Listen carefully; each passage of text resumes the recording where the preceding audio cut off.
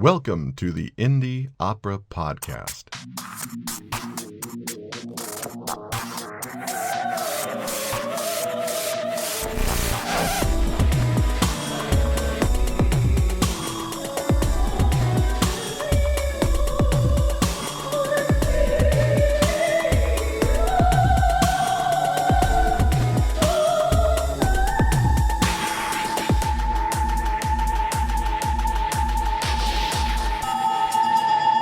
Welcome to the Indie Opera Podcast. This is Peter.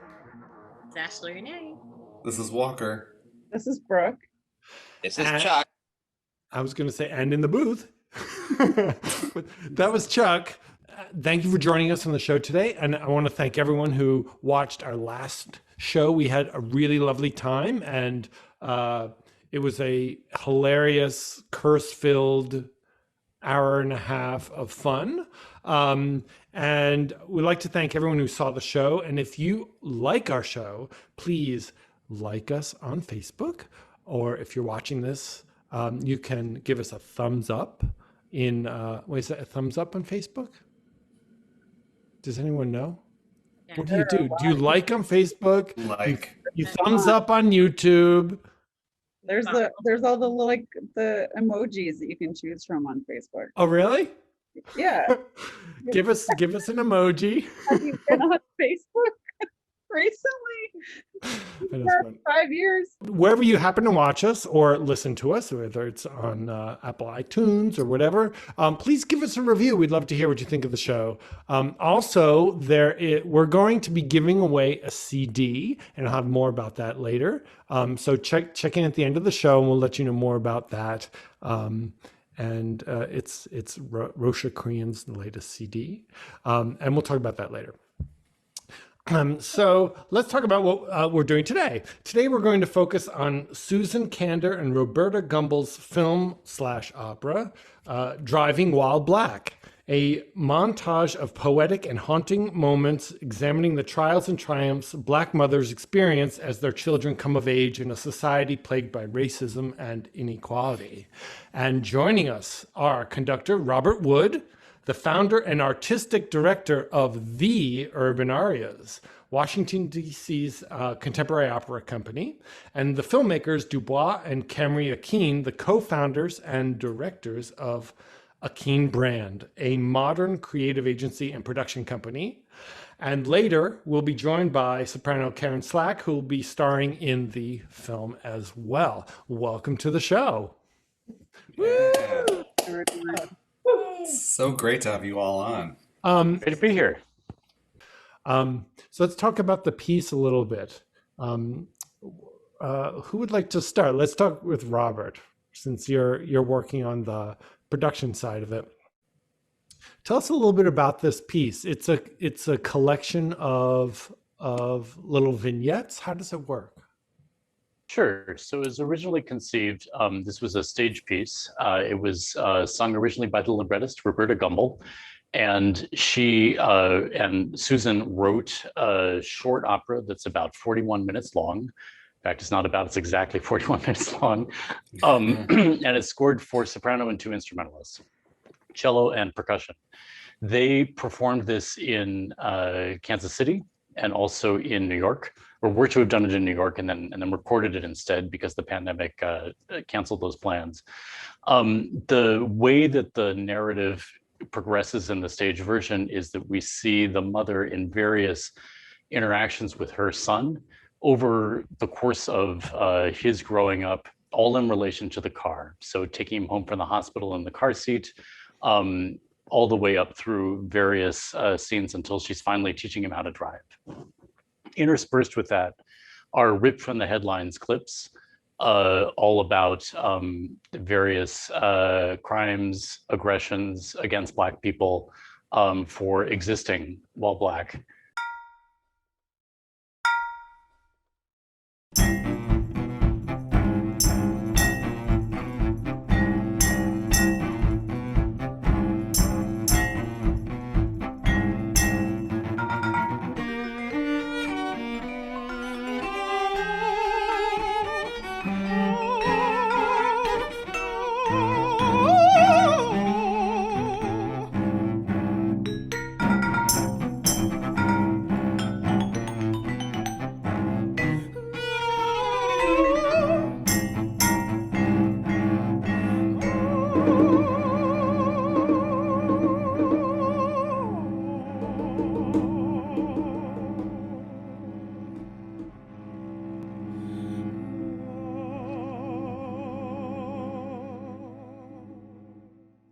Sure. Let me set up the A'Keens really briefly.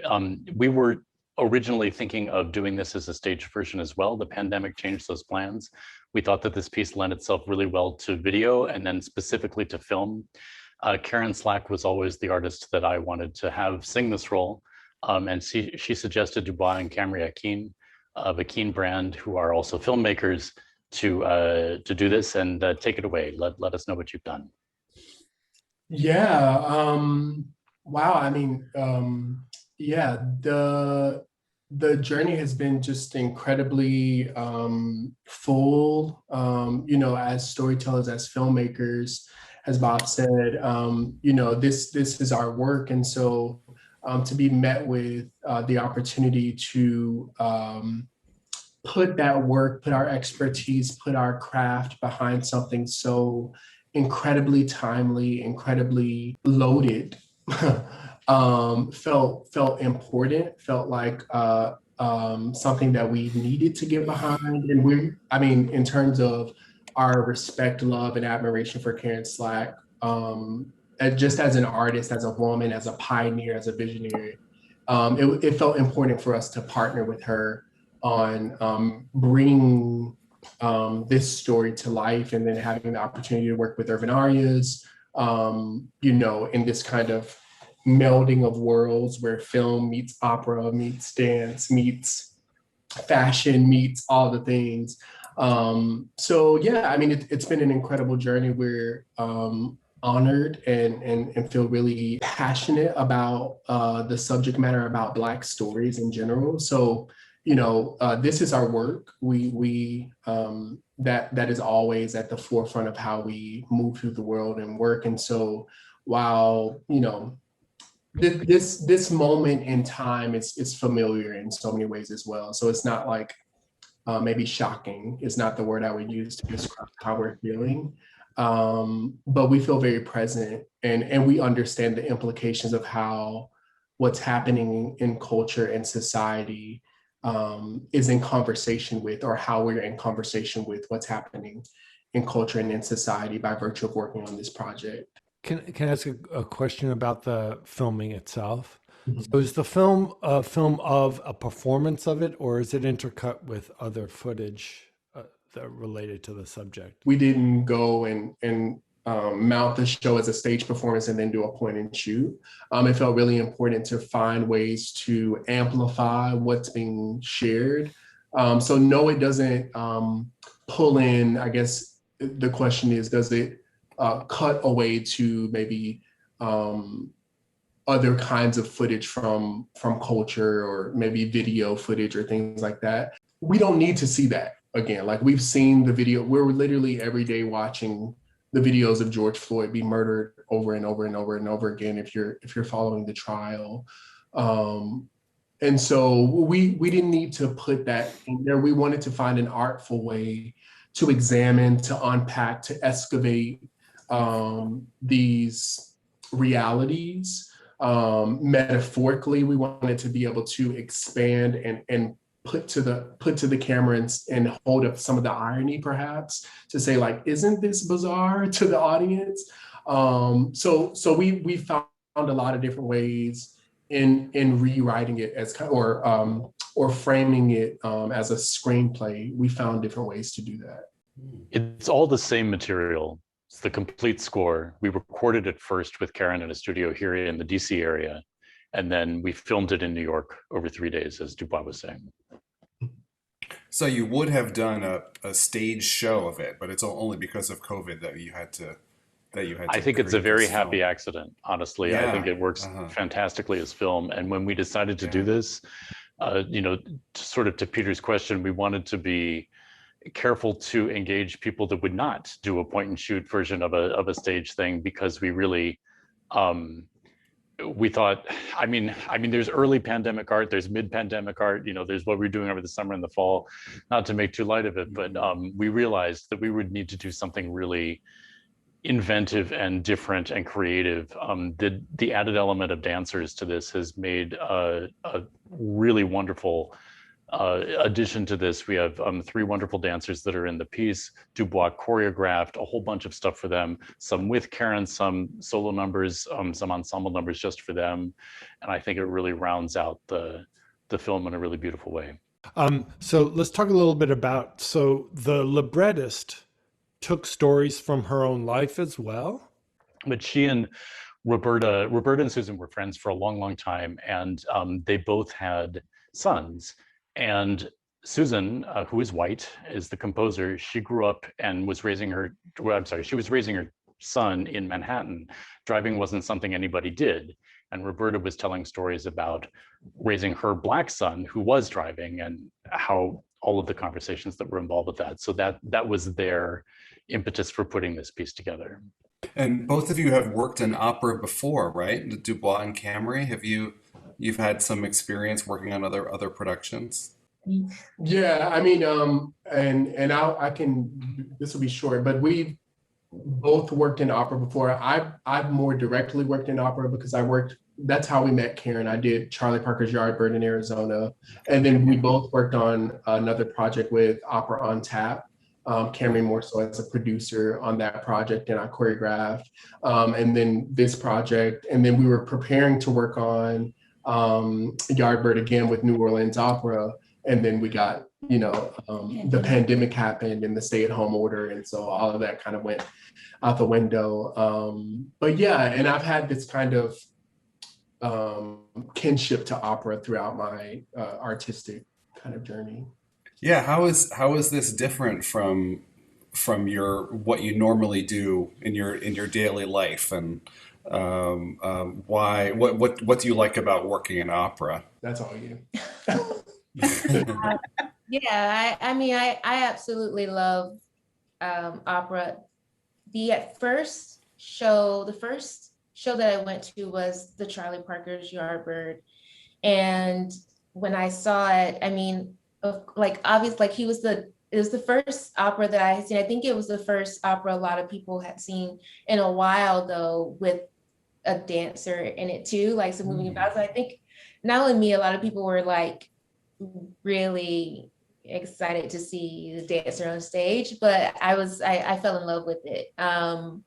And yeah, I think it really reminds me just of fairy tales and the magic of it all. And so, yeah, I'm more of an opera enthusiast. I would say in terms of how is it different from our work, I think that there are beautiful traditions, ways of being, relationships to hierarchy, modes of working that are really specific about opera. And I felt that even my first time coming into an opera. I come from a concert. At the time, I was primarily working as a concert dancer. We were still running A'Keen brand, but I was touring and stuff like that. And so I came into that space and I was like, just being met with the culture around opera and opera making, and who answers to who and what is the kind of thing, where I had come from a world where it was very collaborative. Like, we talk about things, we have hard conversations in a specific kind of way.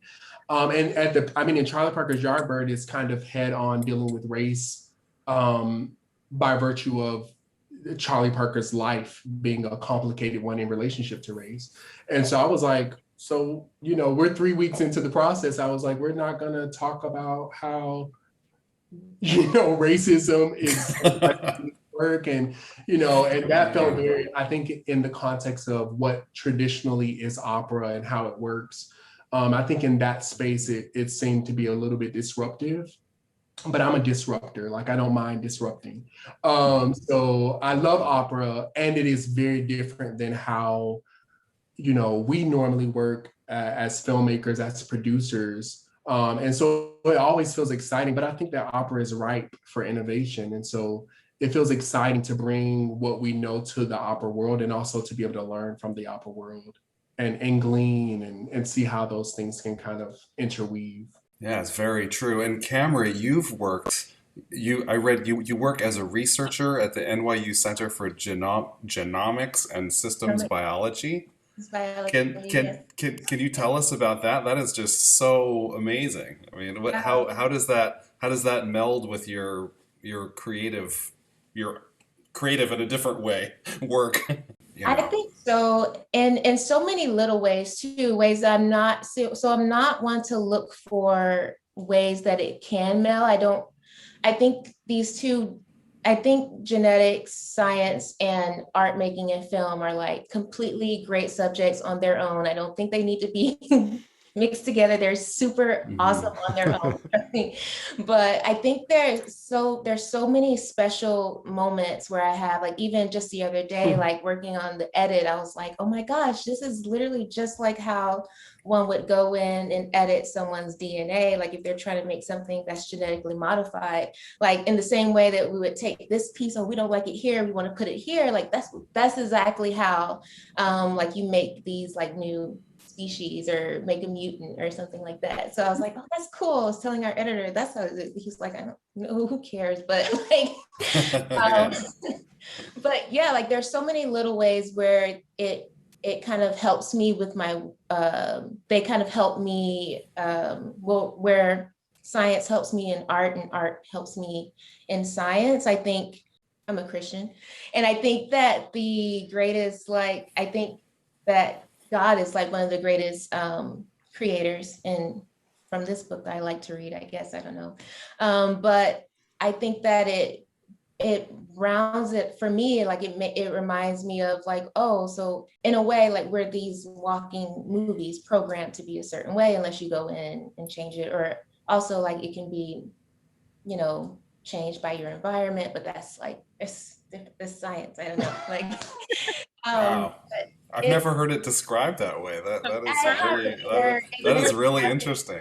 In my mind, like last week, but that's how it just, there's moments where it's like, oh, this is so close to art and science are so connected. That's why they put the schools together. It's always the College of Arts and Science. Arts and Sciences, that's right. So connected.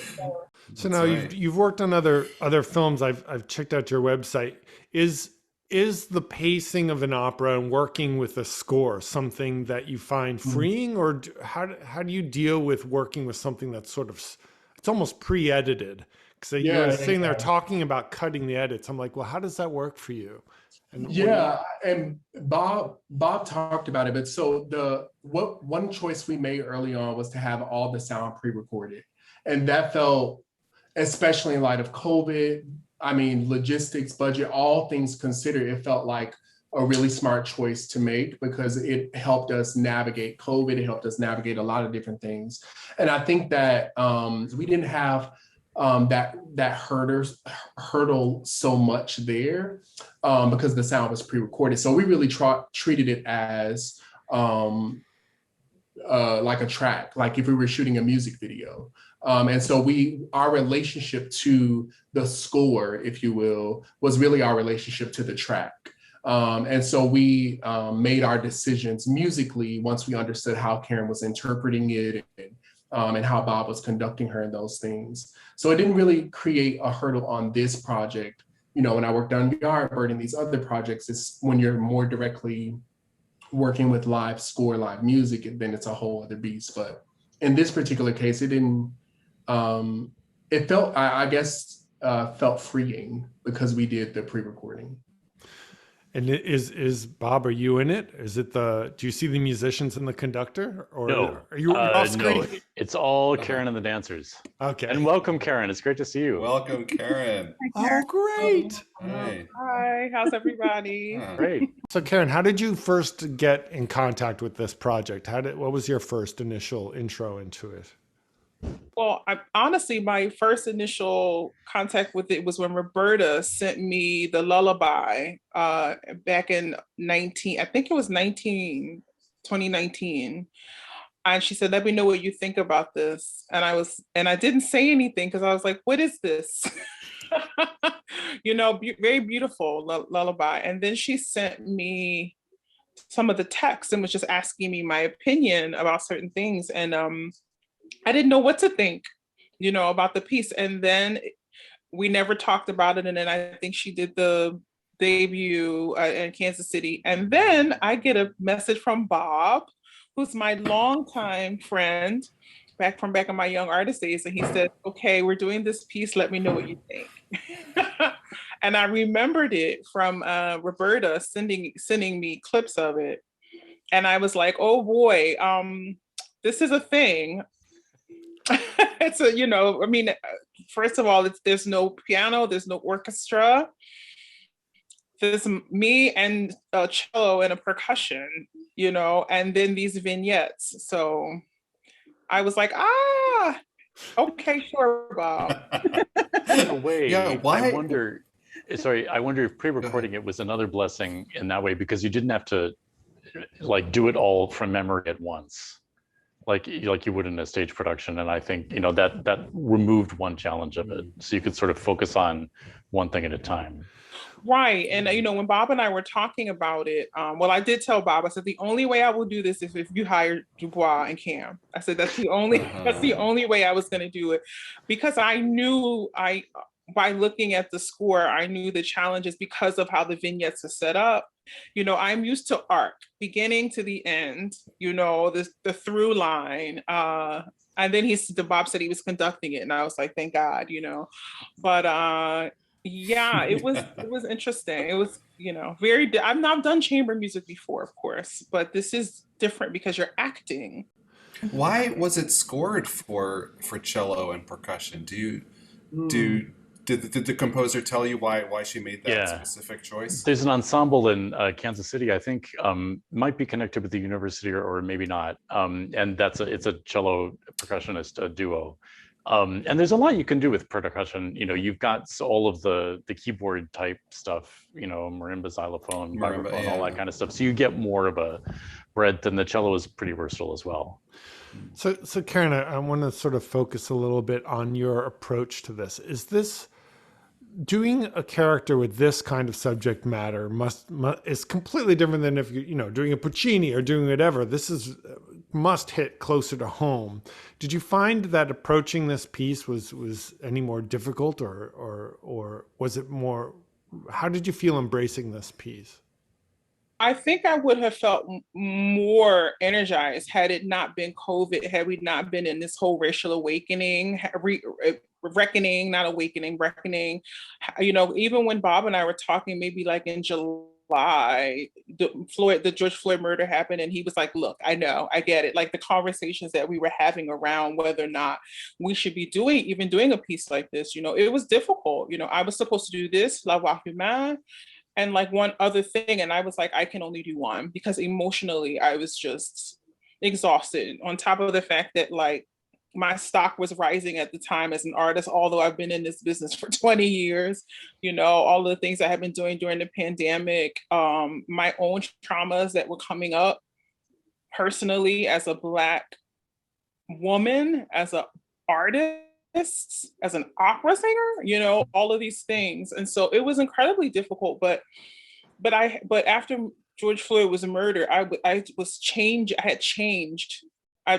everything. And so I was like, look, okay, I'm gonna, do this thing. And I even tried to give Bob, I was like, can we just reschedule it to that? I was just like, I had to push through so many things. But I'm glad I did it. I'm glad, and now it's happening now. Like here we are, right? And we're having this conversation yet again, and we're about to premiere this piece.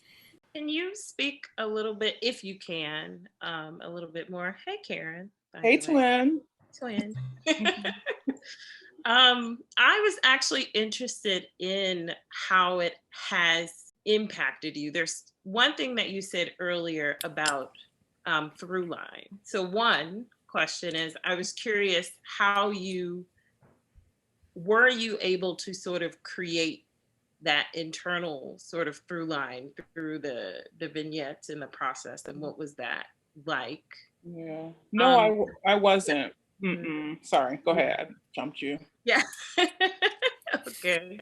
But then I also am curious about, what is that experience like when you become, or it feels like you're being called for specific things. Mhm. I've seen you moving lately, and I've seen a lot of the things that you've been called for. And I admire you for all of the yeses that you've said, but I wonder, what is that like, the impact of that, this piece and other similar conversations that you've been having in this time? Well, I had a moment, I guess around October or November, where I had hit my wall, and I like literally was crying. Not every day, not all the time, but there were just moments, and I was like, what is this? Because I'm not, anybody who knows me knows that I save it for the stage. I'm not an emotional like person, like that. I'm pretty much Kiki, pretty level-headed and fun and all those things. But October and November hit me really hard, and I was saying yes to a lot. And my husband was like, "You can say no." And I was like, no, I can't. I have to do these things. I have to, every time I'm called to do a panel, every time I've been, called to advocate, which I always did, like low key. Like I've been working. I just, and advocating and doing the things like just, I guess, under the radar, you can say. Mm-hmm. And then when everyone's sitting at home, not paying attention to the top 15 singers who sing everything all the time, it gives you that space to, like, I guess, be seen. And they're like, oh my gosh, we know she can sing, but she's actually really smart, and she's actually really passionate about opera, and she's not just a voice, which to me is completely ridiculous, but it is the reality of, the matter. Mm-hmm. So it was exhausting for me, and I was learning a lot of new things, a lot of new music at one time. I will never do that again. But I can't say never, because we have to take the opportunities, and because we're always afraid that the phone's going to stop ringing, right? They're going to stop calling us. And we just try to always do our best. But I really felt like it was starting to mess with the quality of how I like to do my work. So I really, and then emotionally, like I was finding it difficult to keep my attention. Mm-hmm. And I was like using my music and some of these virtual things, because I was a little bit everywhere. So it has been difficult, but I've, thankful for my husband, thankful for my friends, thankful for people like Bob and Du'bois and Cam, who are very supportive of me. And my new fans, that I've grown through Kiki Combos, and they just keep me really lifted up. So that's wonderful. I was finding it difficult, like the arc, what we're talking about, like, the beginning of Tosca, she comes in, she's in love with the tenor, and then she meets the baritone who wants to have sex with her. She kills him. She goes to try to save the whip. Like, there's an arc to traditional repertoire. In this situation, it was because you're going out in and out of the bulletins and in and out, and then the arc comes from the mother, from the child to the young adult. I don't have children, I don't really like kids. I'm a cat lady. Me too, girl. Me too. Yeah, I'm not really a kid person. Smart choice. Yeah, Much yeah, less stressful. absolutely, and less expensive. So, but I have very supportive parents, and I remember all those things. And I coached this with Lori Rogers, who's a mom, and it was wonderful to coach with her, because we would really talk about, like, she didn't have the experience of being a Black mother, of course, and it was very emotional for her. And she was like crying in rehearsals. I'm like, girl, we got to get through this thing. Let's go.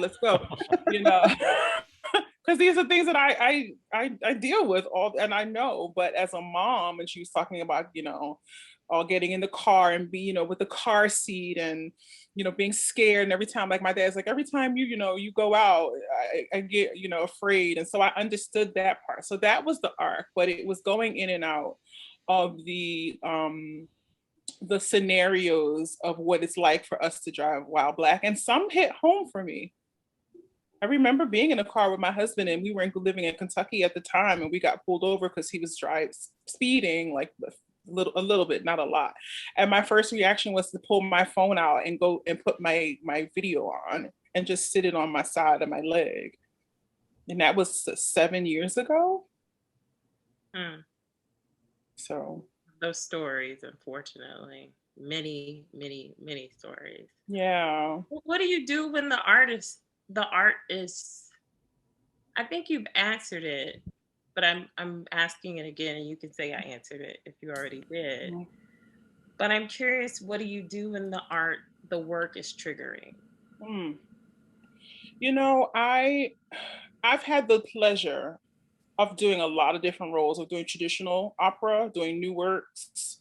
You know, what I found that I don't like suicide. Like I don't like killing myself. I always have to like, you know, gear myself when I have to kill myself. So it's always difficult. I always find that that's very difficult for me, although it's not me, it's the character. But when you start to get close to the bone of playing roles of playing Black women, which I relish. I love that, and I want more of that as well as I think it's important for us to have strong, you know, a presence in opera on the stage, leading roles, not trauma based. But I always go into the character, and I have to leave myself as Karen behind it.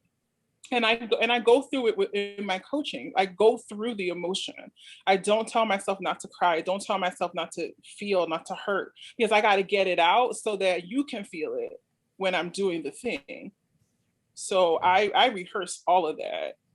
I have to, you know, but it is still difficult. But and the reason why I love playing Black women, because when Black women are in the audience and they see me, the love that I get at the end is, I mean, from doing Fire Shut Up in My Bones and Yardbird, and, you know, when I did Margaret Garner, and even with this, I'm sure women will be inspired and because I'm telling our story. So I have to go through it because it's a bigger responsibility in me, you know?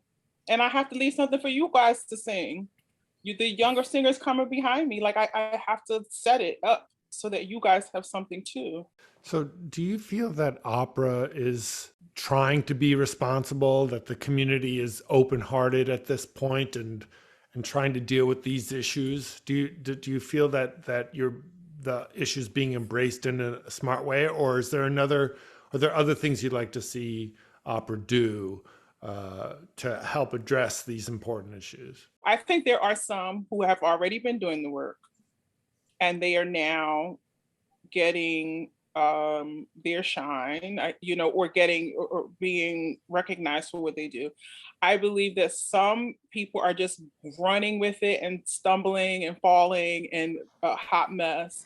And then there are other companies, at least they're trying, right? You know, I don't know. And then there are other companies who are just sitting, who you know, how you want to go, but you just can't do it. You know, you want to get up and you just kind of, you know, that's what I feel like. And everything else in the middle. I do believe those who don't want to try, those who are just waiting for it to go back to normal, they will be the kids sitting on the bench with nobody to play with, and will really, really, really be it'll really be obvious who really wants to do the work, and who has been doing the work, and who wants to help other people do the work. Because I think the responsibility should not just be on the artists, particularly the artists of color, to tell everybody else how to not be racist, to tell everyone else how to lean into equity, all these things. There should be other companies holding each other responsible as well, organizations. I think we are a community, and I always lead with that.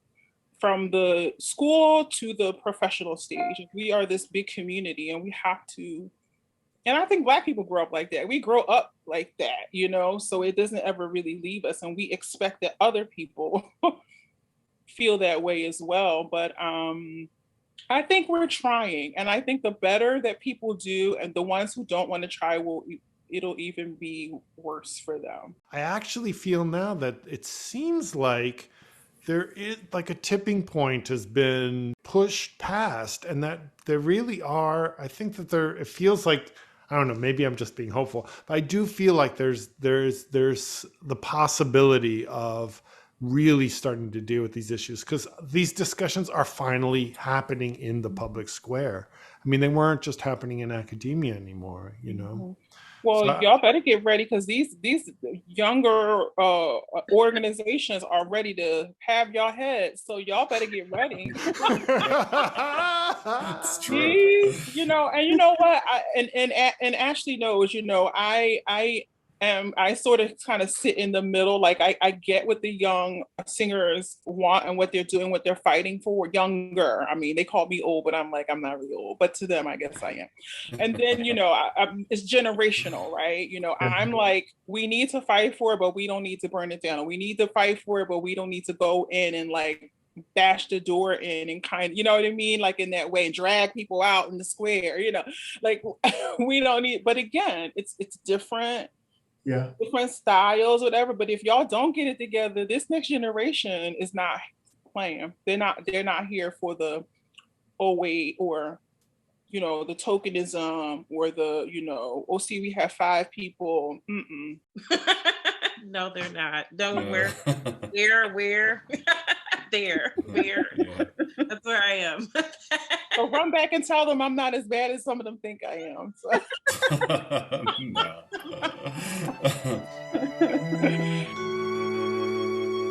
One summer night, pale blue and trembling at the ring.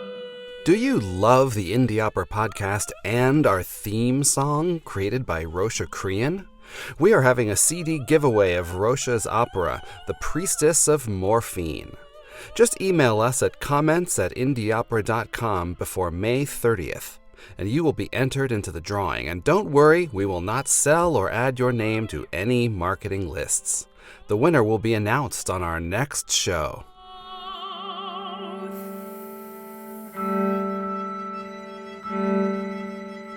It's complicated when you've been working in a system that has sort of worked for you. You know, the success that you have had, and I think, you know, people who, I say this as a singer who has sort of always been on the fringe in a certain way, and intentionally so. I've observed people who've had tremendous success enduring terrible abuses and also upholding terrible abuses because it ensures their position in the world. And as someone who never did not want to be a part of that, especially when I was younger, I mean, I'm not old, but I'm also not that young. I had a lot of, I definitely have empathy with the burn it down impulse because it seems so obvious. But I think, you know, as someone who is, again, not that young, I have the perspective that like building things is really hard. And so if you burn it down and then you have to start from scratch, that is a huge amount of labor that I don't think that I had the perspective of when I was really young. So I have empathy for both sides of that. I agree. And the bottom line is, and we don't have to keep talking about this, but the bottom line is that, yeah, I mean, I've been in spaces where I was the only one. I've been in spaces where I have not been in spaces that I should have been in. And I tell younger singers, you should ask. Don't assume you know people's journeys and their stories. You should ask. You know, some of us are very honest, and then some are, you know, they're not, but that's okay. But also, if you burn it down, the one thing that you say, the place you said you want to be in won't exist anymore. And so you have to understand that if you want to play in that sandbox, you can't turn it over and dump all the stand out. And you know, it just takes a lot of time. It takes a lot of time, but I do believe in moving people out and moving people around. And, you know, at the LA Opera panel, I said, well, I want my seat at the table, because I do believe I have a place at the table. And I believe that people put their bags in other people's seats so that they feel like they don't belong. But I believe that I belong. So move your bag and let me sit in my seat. Other people want to turn the table over, you know, Yeah. or move everybody out and build a whole new thing. And that's fine too. But like I said, if you want to have an international operatic career, I think that there are ways around doing that and still having the equity that you are seeking. Yeah, I was just going to jump in. Karen, you raise a powerful point about, and I think I don't have my glasses on. Brooke, you named it as well. This piece about different approaches, and I'm so even when we're approaching this work, different approaches is so key. And really, and understanding that you're gonna have the flip the sandbox over, you're gonna have to throw the people who are in the sandbox out, you're gonna have the people who are gonna jump in the sandbox with you, you're gonna have the patty cakers, and all of that makes up the ecosystem. And I think that the more that we, and I'm including myself, the ecosystem, genetics. That's all right. The more that we can become, the more that it's not comfortable, the more that we can become welcoming of those different approaches, I think that's what pushes the form forward. That's what pushes opera as an art form forward, is understanding like, oh, there's gonna have to be a little bit of all of this. We need the seasoning salt, we need the black pepper, we need the lemon juice, we need all of that to make the recipe versus being, so fixed in one way or the other. And I just wanted to elevate that because I think that as someone who's coming, as people who are coming more into the opera world, because I like, as I said, I'm a disruptor. I'm not necessarily gonna flip the sandbox over, but I will come in and kick out a lot of the sand and be like, no, let's see what's under here, because there's some stuff under here. I feel very comfortable doing that. And so I think that it's just important as we do this work and as we do the work. There was another thing that, that gets thrown around a lot, like the work, as if there's like this one thing that's the work. And while I think a lot of us are doing work, that is important around these concerns, whether it be racial or other kinds of inequities, maybe even being more clear as we use that language, what is the work? So that we're not under any type of assumption of a shared understanding of what that means or what that looks like or how that is manifested or realized. Yeah, I mean, absolutely. I think a lot of people throw around jargon, like the work, and even in generalizing things. But I think, and I empathize with both sides pretty much like Brooke does. I have I don't know where I fall in the age range. I think it's wherever I want to on days. And I have an older mentor who is definitely of old school, who always kind of creates that balance and is always like bringing me back.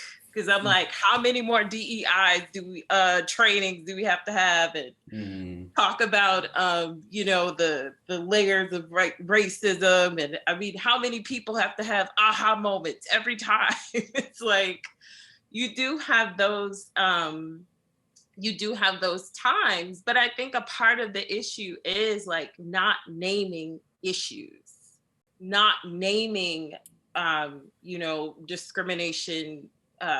And layers of discrimination, racism, colorism, sexism, and all of the different isms. I think we sometimes try to fight them all at once, and we're not even like able to isolate them within ourselves and say which ones we're sort of combating. And I think it's because it's so much. It's just so much that's constantly present. But I do want to, I want to come back to you, Twin.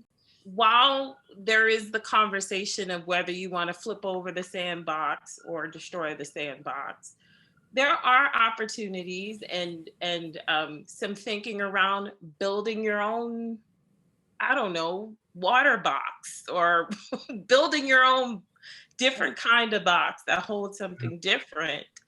And I know that we're talking about this piece, but I think it's important that we talk about conversations that we've been having.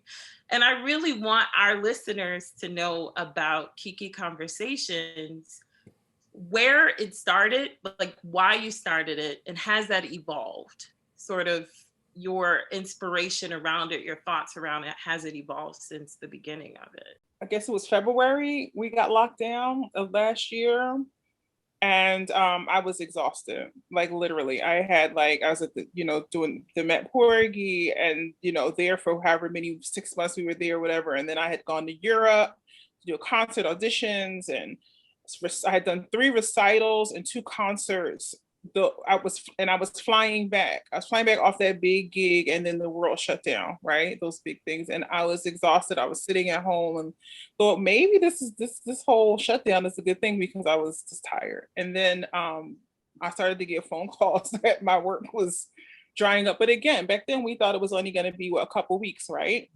And then we're like, oh, a month. And then reality set in that we were literally going to be in the house all summer and fall. And so I saw a lot of singers doing talks on Instagram and like reaching out to each other and crying and, all of the things that were happening early on in the, in the pandemic, singing to their phones. This is before we got all, DWB fancy, with film.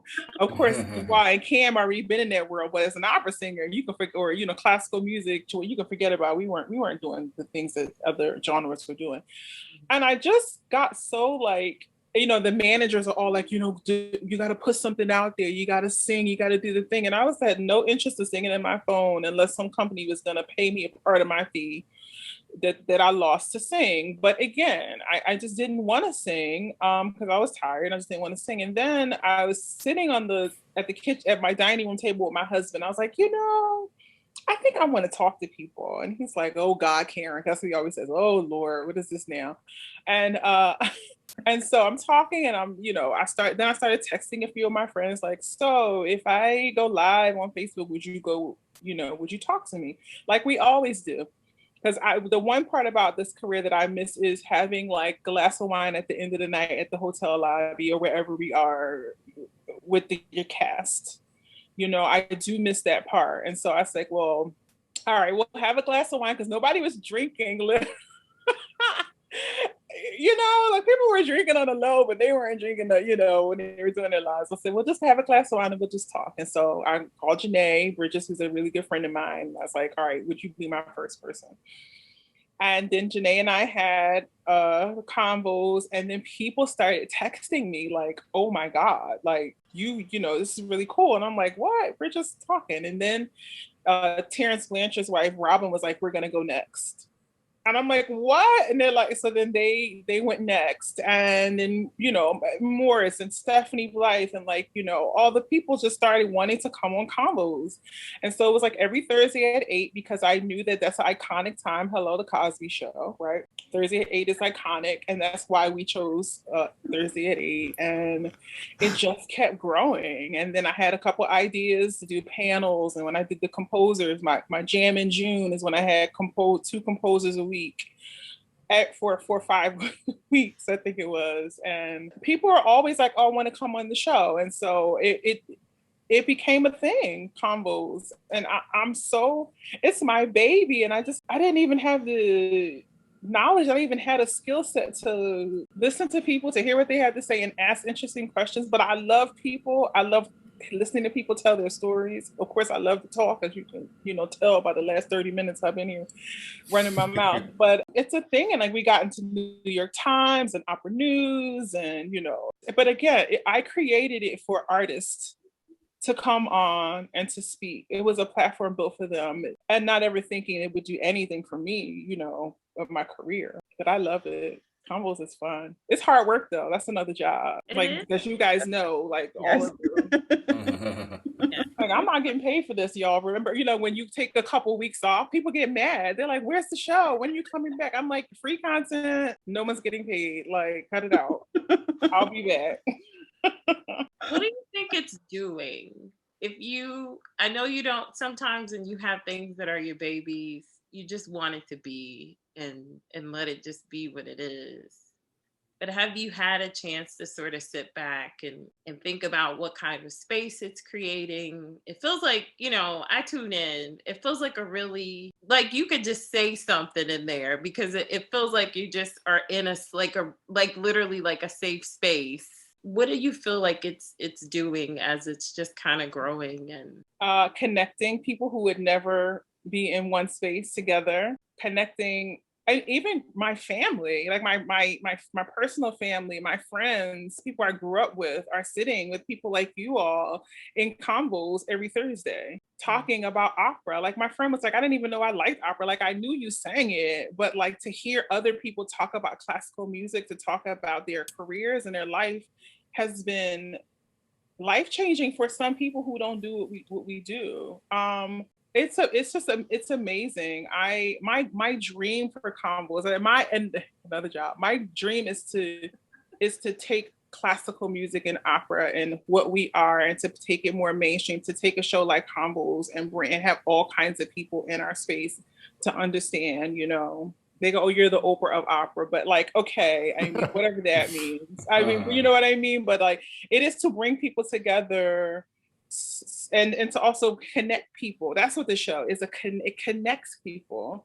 Like you said, people and sometimes the chat just goes crazy, and like people have their comments and we don't do anything like Black opera where they do they show clips of people and the performance. Like mine is, it really is to get to know an artist, and I just had no idea that people were going to be so honest and we were going to be able to have really hard conversations during this period.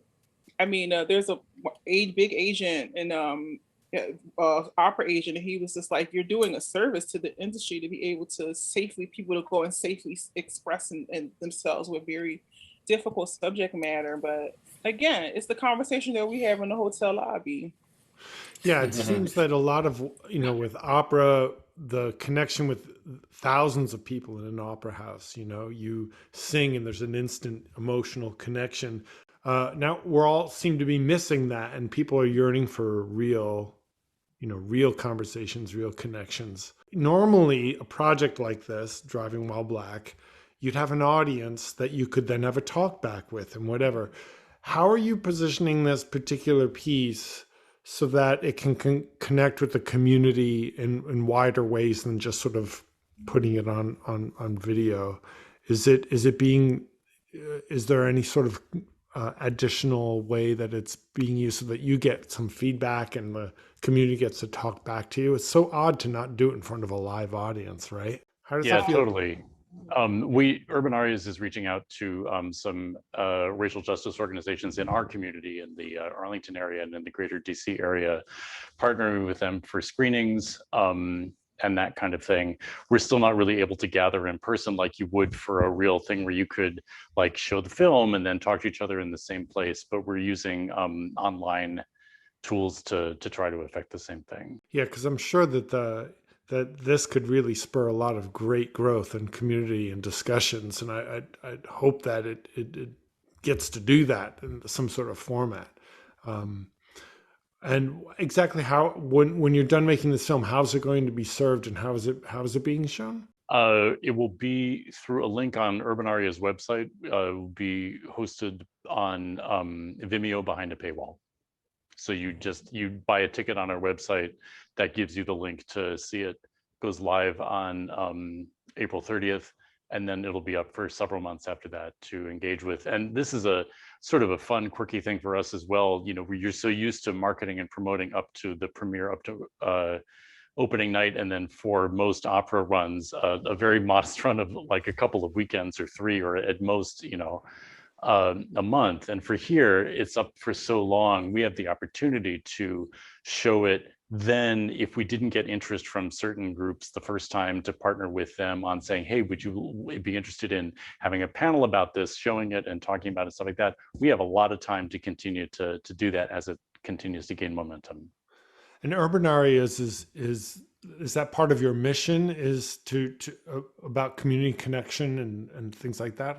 Yeah, absolutely. We certainly didn't originate the talkback, but we've been doing them ever since 2012, our second season. It just is a really great way to connect with the people that were in our audience. We've done a real variety of work over the years. Our gimmick is that nothing is over 90 minutes, and it's all very recent work. It's basically 21st century stuff at this point. We've commissioned a lot of things, we've premiered a lot of things, and it's just really fun stuff to be doing. And so a lot of the real gratification is finding out from the audience in real time, immediately, what they thought, and they're honest with you, and that's a really cool thing. What was the process like between all of you of creating this piece? I mean, how was it?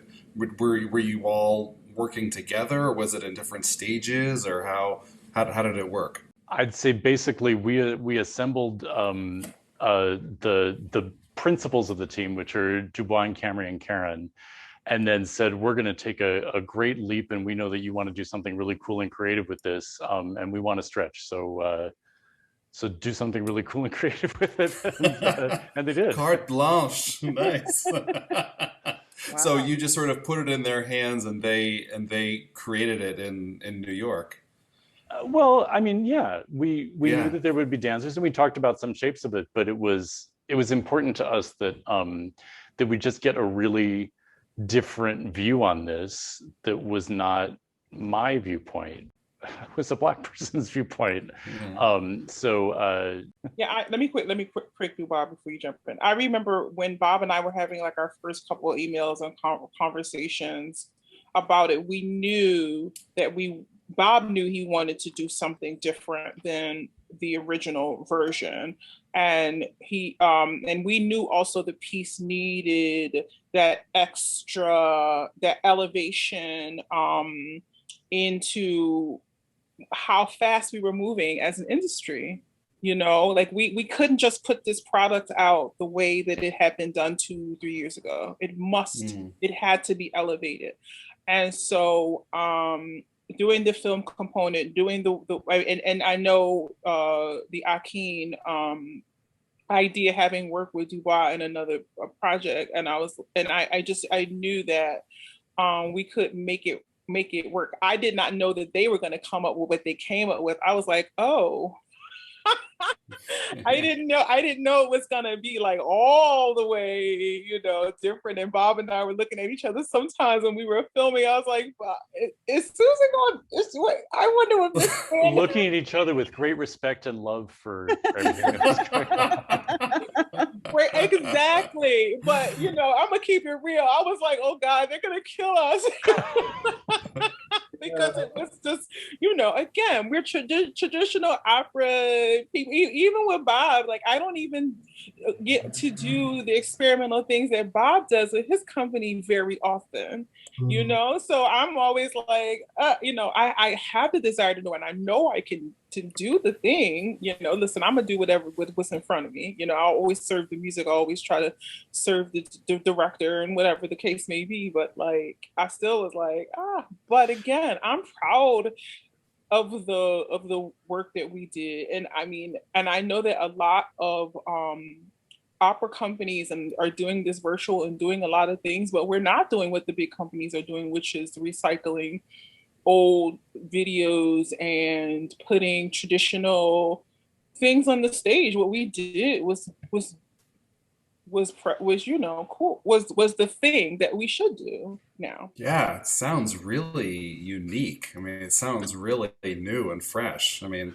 how did you two come up with this? I mean, how did you develop the ideas for the piece? Yeah. Karen? Yeah. I mean, honestly, it's been a complete joy, the creative side of it. Like you run into things logistically where you're like, this is not how we do film, but opera is just such it's just a different world. But creatively, like dreaming about what this world could be was a complete joy. Like Karen sent us things, and she did the same thing that everybody did to her. She was like, just tell me what, think about it. Like, let me know what you think. She sent it to us and was like, just let me know what you think. And I was like, we were like, okay. And so we watched it. And I was initially, because at first glance, at first listen particularly, it can feel like, is this another Black trauma piece? Like at first glance, at first listen, for me, that's how I experienced it, which is powerful in its own right. But I was like, is that something I want to be involved with, you know, in terms of this subject matter now, like all the things, right? But then Camry started talking about what she was seeing. She was like, oh, I'm imagining this. And then maybe she's like, maybe we find this woman like in this kind of either a dream state or by her bed. And so she started going on this whole rant about being a Black mother. Like we have a daughter, we have a 1-year-old daughter. And so that still feels really fresh, like coming into parenthood even. And so a lot of that started to surface in terms of those initial ideas. And I'm listening to her and I'm like, so are you like, it seems like you like, she was like easy yes. And I was kind of like, you know, thinking about it. And then, you know, some of those ideas, those initial ideas really, you know, became foundational to how we framed and shaped the work. And so, yeah, so then we took it and when I say we rewrote it, we wrote the screenplay version of it. So in the way that the stage performance works, it's a singer, 4 chairs, and the 2 instrumentalists or musicians. And so we knew right off, or we started to understand early on that like, we started to ask questions about what is the work asking for? You know, this is a series of vignettes, this montage of all these either memories or metaphors or realities. Like, is this in her head? Is this real life?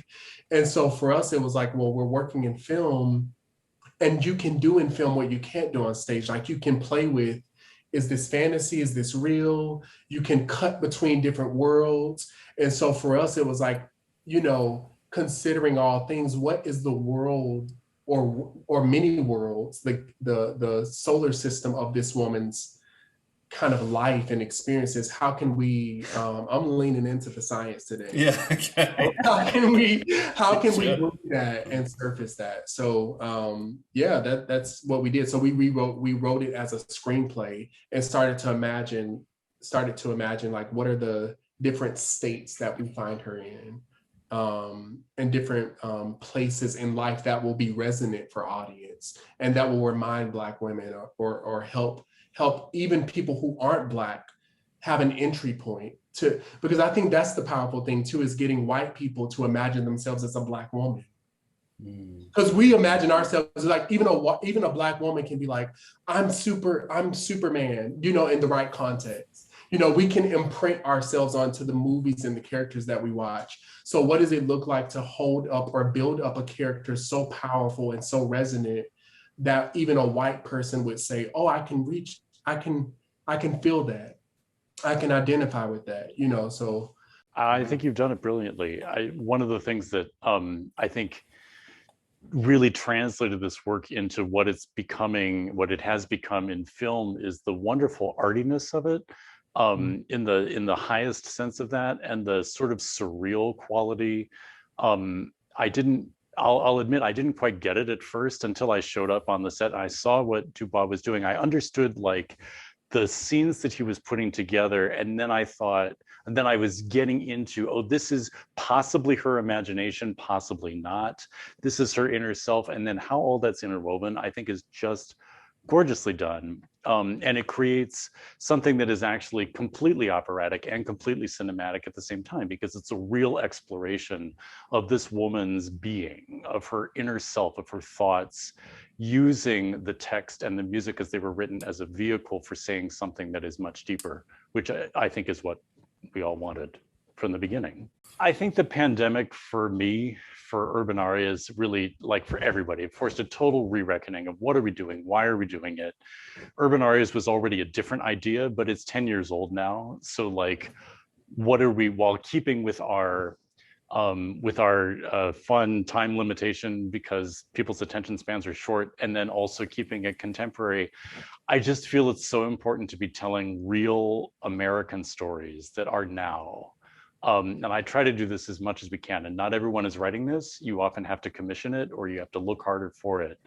But I just feel like, just from across the spectrum, whatever it is we're talking about, if it's an important thing in our contemporary lives, just like so many of the 19th century works were very specific in time for them and are now historic.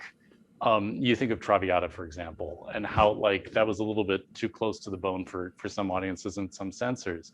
We want to be doing that kind of thing. We want to be talking about now in the way that film does, in the way that theater does, and that opera seems to be so, as Du'bois was pointing out, and Karen, so shy to do. We don't want to be that company. We want to be talking about modern, real stuff. I love the idea, and generally speaking, of opera as music video. I think there's a lot of, especially new works that are a little more esoteric and a little less sort of plot driven. I think that this concept is genius, and I think that actually, like, there are a lot of pieces that I've seen that would actually work really well in this kind of medium. And I think we're happy to direct all of it. Yeah. Sign them up. Noted. Whomever, we're available. How can people find you? So, but I think there's a lot of music that's been written that sort of threads the needle between art song and opera.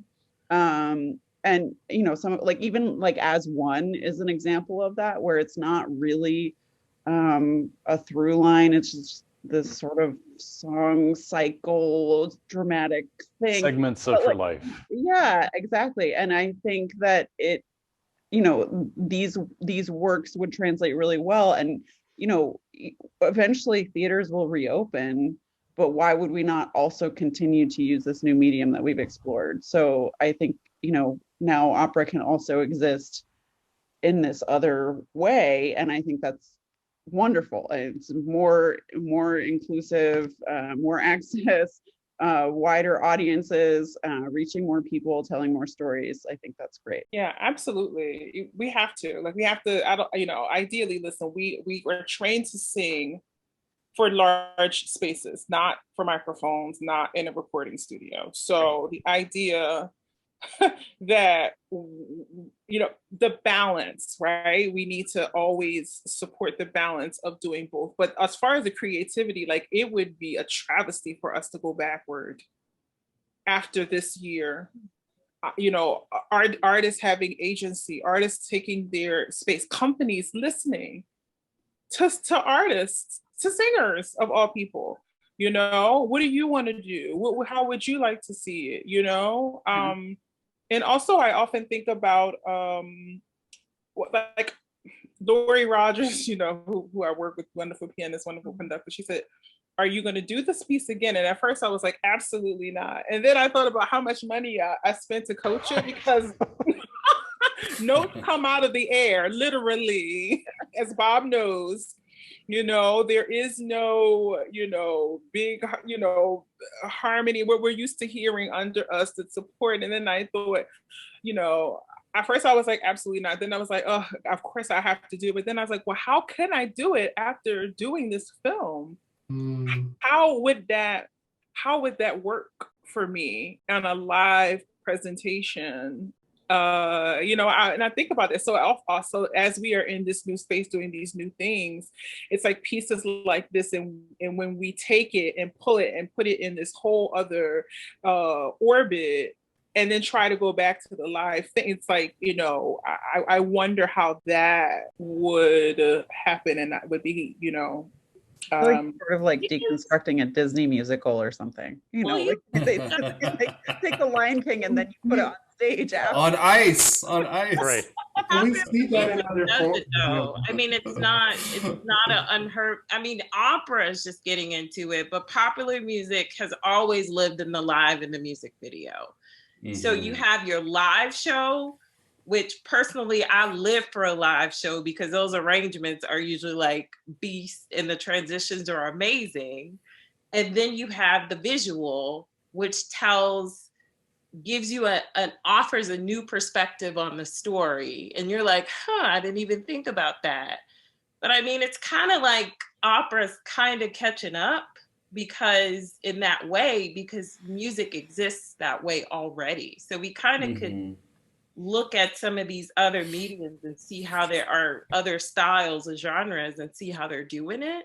Yeah, it's actually weird that opera isn't already doing that a lot, because Yeah. I mean, opera was meant to be, a melding of all of the art forms. So I think, it's I it mean, I'm makes not the sense. first person to say this, but opera has gone so far away from its communion with the vernacular. In the old days, it was, your cab driver knew all the arias, and people were singing, the stuff on the streets because they were really great tunes, and it was so much closer to the popular music of the day. There was such less daylight between, the grand opera and the operetta, and it just got pulled farther and farther apart in the 20th century, and here we are. And we need to bring that back together. To your point, Karen, when you do it live, it's going to be different because it has to be, because that's what the medium is asking. So and to your point also, it means looking at the piece much like another artist would do and say, okay, how do I create a transition? I know that we wrote it this way. I think that's one of the things with opera is like, traditionally, once it's written, it's there, it exists, and that's it. There's no, you could cut, you could do cuts, but there's no rearrangement, no, reimagining it, seeing it in this space, and how does this music live in this space when we want to create this kind of feeling. It's like the music is malleable, but has not been seen that way. So that's a great point that you bring up. So if a piece like this is to be done live, you would have to think about how can you elevate it again to put it back into this space, and it could change from space to space, honestly. Yeah, Bob and I talked about that, didn't we, Bob? Yeah. Well, for one, you need flexible composers who are willing to do that and to say, yes, let's reimagine this in a found space. Let's reimagine this in a large theater. I will reorchestrate, and sometimes people will do that to an extent, but you're absolutely right, Ashley. Like we are so used to, and I think this is what Du'bois and Camry are also reacting to, because it's such a very rigid art form in some way. Like the choices, Karen, you make as a singer in a traditional aria, the rhythm has already been set for you and the words have been placed in a certain place. So that as an actor on the stage, all of those would have been your choices, the pacing of your text, but you can't choose that anymore once it's been set to music. So how do we get back that? We have different sorts of interpretive freedom, but what if we just kept the composer with us all the time and invited her to say, okay, reimagine this now in this other version. Well, I do think that living composers have always been like that. I think the problem is that dying composers' family are not like that. So I wish we had more freedom like music theater people. Well, okay, let me just say this. There's a lot of time that goes into music theater, and a lot of that, it's a different, we have to show up day one with the music learning. They get to go through the process. But the idea of like running something for a couple of weeks to see and then come back and do it, where we in the world, we go in, 3 weeks, we're mounting an entire production, an entire, big Verdi opera, whatever that is, and you do 2 performances, regional opera, maybe 5, and that's it. And then you go to the next thing, and then you have to hope that you get the opportunity to sing these roles a certain amount of time in your career in order to get to to arrive to the best performance of your life, whatever. You just don't have that kind of time. Yeah, it's like a summer stock mentality that opera is stuck in. Sort of, you've got to turn it out. You've got 3 weeks, turn it out. And it's true. The Broadway shows, they develop them for months, and it runs in New Haven. We can run for months and months and months. We just don't have that big an audience. We'd be playing empty houses. Right. It's expensive art form. Your legendary world-class performance is done for 5 people, right? Yeah. Yeah, right. I wonder though if things did run longer and we were like, often I feel like I miss things because there's 2 performances and I'm away that weekend. Yep. And I wonder if running things longer culturally, just generally, might change that. We might have to play smaller venues. Smaller venues, different pay arrangements for all the people involved. Like, I mean, Broadway is a more, well, I mean, they're making a lot more money, but they're also paying people differently. I mean, the for-profit versus nonprofit model, there's all those things too. And opera's been so driven by big donors as opposed to community members.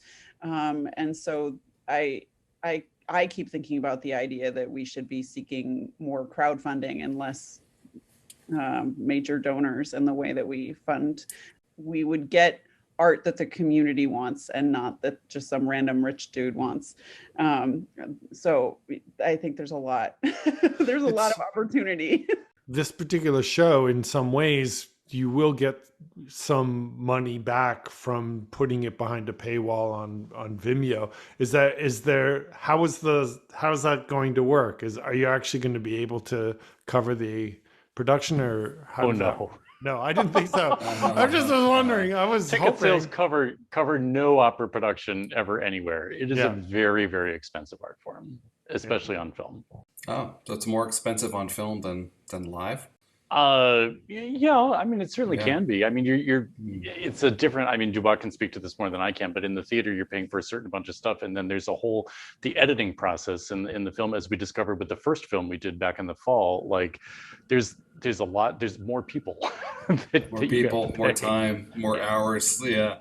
Yeah, I would say after working in kind of concert dance, musical theater, working in that space for almost 10 years, and then coming into film, and now being in this weird mixture place where we're like an opera, but that's the thing, is that opera is not even like musical theater and concert dance. It's like its own piece, like altogether. But yeah, helping companies, and this is not specific to UrbanArias, because we've done several different kind of opera film projects over the pandemic period, helping folks understand what the implications of doing something on film at a high level is financially, like really wrapping the mind around that is and in the middle of a pandemic. Where folks are like, what do you mean, $1 for what? Like, it's like,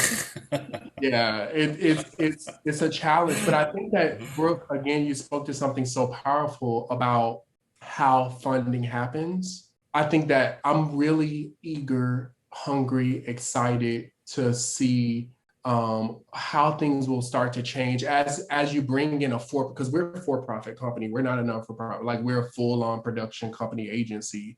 So we're not applying for grants. So it's like, all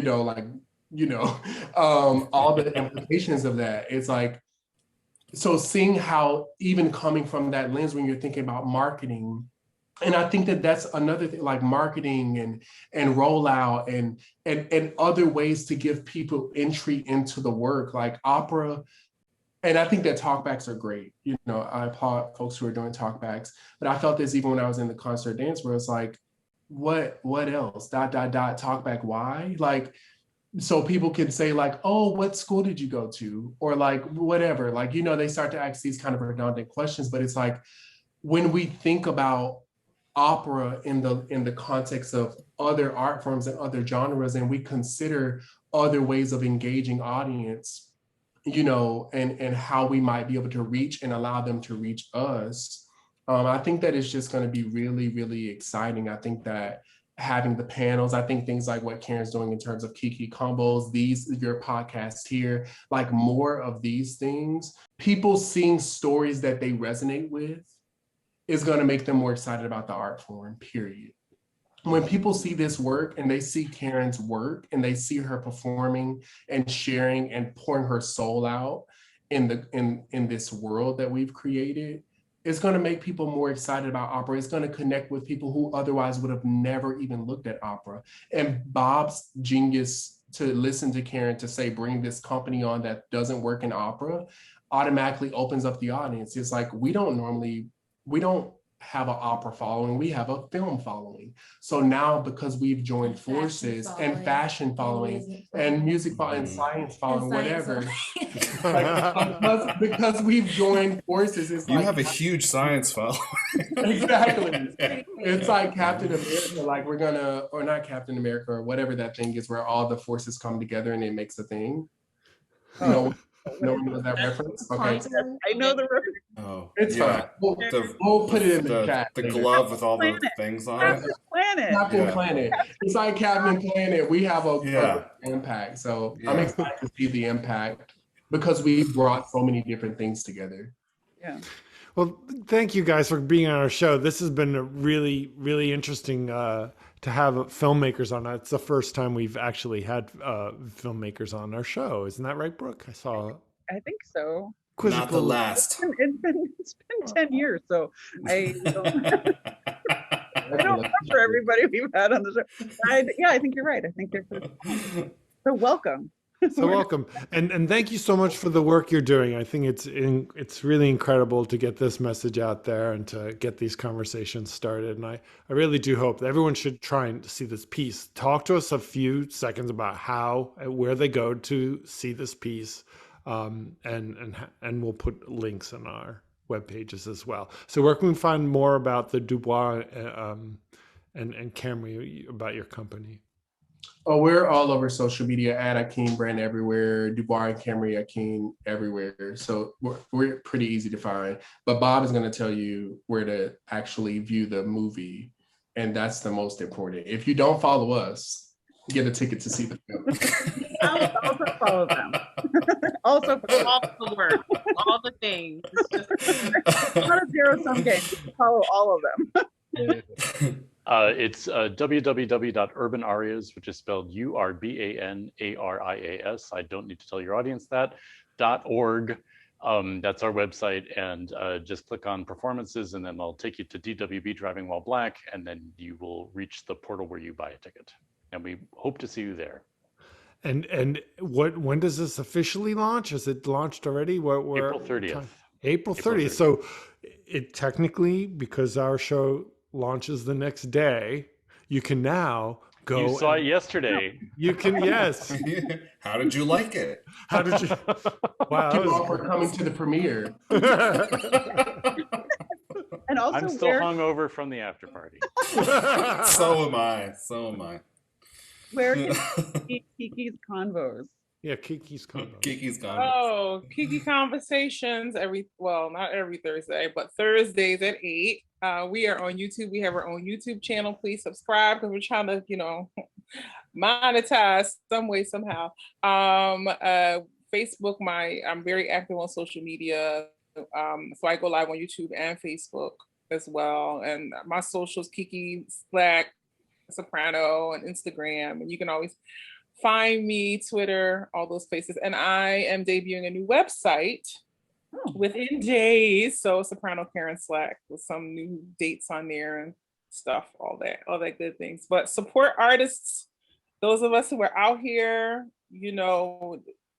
thriving in the middle of a pandemic, but also pushing for advocacy and equity and all of the things that we are doing. We totally need the support of everybody in our industry, those who are out here really trying to make a change and create new spaces and new art, bringing and welcoming new people in and all kinds of stuff. So please, just even a little note, a little word, a little like, subscribe, whatever, is all just, we all need it. Yeah. And so we'll have links to all of these things on our website as well, which is indieopera.com. And we'd like to thank everyone for watching and or listening. And thank you so much for being on our show. It was really an honor. So thank you for having us. Yeah. Oh, amazing. I'll see you on the screen. I'll see you on the stage.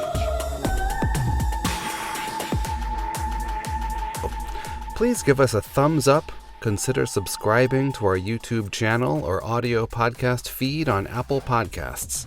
And if you have any comments, suggestions, or feedback of any kind, please let us know by emailing us at comments@indieopera.com. Help us to make the future of opera brighter and bolder with a tax-deductible gift today. Donate to the Indie Opera Podcast on our website, Facebook, or on Patreon for special benefits. This episode of the Indie Opera Podcast was recorded on Zoom with co-hosts Walker Lewis, Peter Zepp, Ashley Renee Watkins, Brooke Larimer, and our special guests Camry and Du'bois A'Keen, Karen Slack, and Robert Wood. Our show is created with the support of associate producer Chuck Sachs, Jonathan Blaylock, PR consultant, Gregory Mumji, web correspondent, and Rocha Crean, who created our theme music. This episode was edited by Peter Zepp. Thank you for watching.